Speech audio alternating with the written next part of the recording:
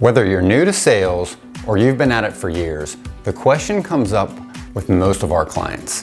What should you say to open a cold call? Well, don't worry, because in this video, we'll give you a strategy that works every time.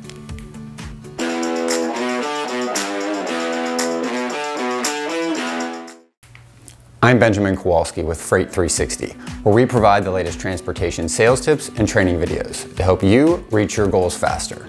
If you're a fan of the content, please support us by crushing that like button and sharing us with all of your colleagues.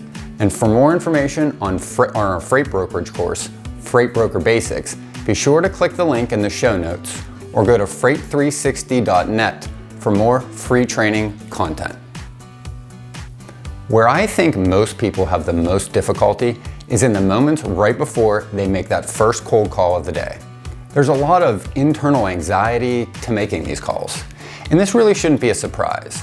Cold calling is the opposite of everything you've learned about human interactions. We are taught that it isn't polite to barge in on others or to interrupt them in their day. We're also conditioned to avoid rejection whenever possible. It's why it's so difficult to put yourself out there when you're first learning to date when you're younger, right? It's uncomfortable and it's downright painful when we get rejected. And all of this should make sense to everyone out there, right? So, all of this comes to a head the moment right about we're going to make our first cold call, right? Now the good news is that the solution to all of the things is to simply act and make that first call. Just like standing on a high dive when you're a kid. No amount of thinking and waiting will make jumping less scary. In fact, it kind of makes it worse, right? The only thing that actually makes that tension go away is the action. But that still leaves us with the question of what are we going to say when they pick up the phone? Well, when we've got something prepared that we can rely on without thinking, it makes that first call much easier. But what is it? Well, here I'm going to give you the recipe that I use on all of my calls. I've used the openings that I've learned from others that I've worked with, worked under, that have mentored me, and I've borrowed them and used them over the years. And throughout the tens of thousands of calls that I've made, it's become my own. And it follows the same pattern without fail. The words change a bit depending on who I'm speaking to, but the structure always remains the same. And it's a carrot, a pressure release, then I follow it up with a question in the distant future or the past. And I'll take you through an example.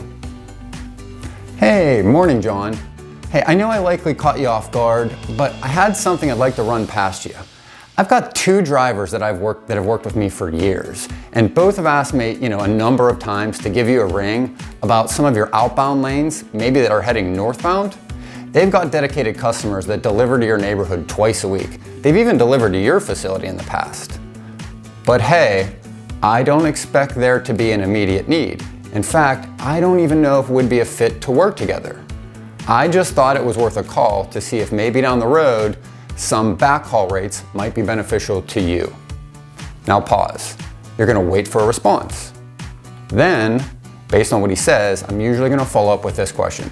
John, out of curiosity, how did things play out last year?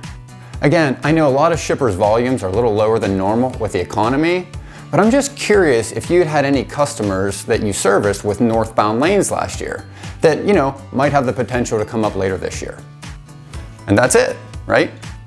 Let's unpack why this works. The carrot, first of all, is just the reward or the reason John should hear me out. If you're gonna be interrupted in the middle of your day, the first thing you're gonna listen for is, hey, what's in this for me? Or why should I keep listening, right? I offered him a reason right up front. I've got experienced drivers who've worked with me for years. Hint, they're dependable, right? They've worked with me for years. Without me saying that, it's implied. And I offer him a discount without saying discount or cheap. It's implied when I say backhaul rates. That gives John a reason to actually pay attention and hear me out a bit. Then comes the pressure release. I tell him that, hey, I'm not even sure we could work together. It's a takeaway. I'm taking away the offer before I've even given it to him. Hey, I'm not here to convince you of anything. I'm also not assuming that we would want to work with your company either. That's all implied there. At least not until I can learn a bit more about their operations, their facilities, and what's going on there. And what this does is this allows John to lower his guard because he's not hanging on the edge of his seat waiting for me to ask for a load today. And now that he's comfortable, he can just chat with me a bit, without worrying and without that pressure. Now finally, I ask about his operations in a way that is far less likely to make his guard go back up, right? When I asked about his operations last year, he's not concerned, right? That I'll again ask for something today or for loads next week. So he's more free to answer honestly and openly about last year's operations. And yes, you're right, last year has already happened. Those loads have already been moved. But you know what? Most shippers' lanes are pretty consistent year over year. In fact, that's how they send out their bids. They're really just every lane that they ran last year with some assumptions about this year. Nobody knows what the next few months or quarters are going to hold. They're all just guesses. So it's a great place to get a benchmark on their volumes, whether it's by week, by year, by month, whatever that is. And you can learn a little bit about their lanes without pressuring them to feel like you want something from them right now. And that's it. You can use this structure on every cold call. You can also tailor it to your strengths and your advantages. Just remember that the carrot has to answer the question, what's in it for them, not me, not the service or advantage that I want to provide. Put yourself in the shipper's shoes and think about what's important in today's market, like right now.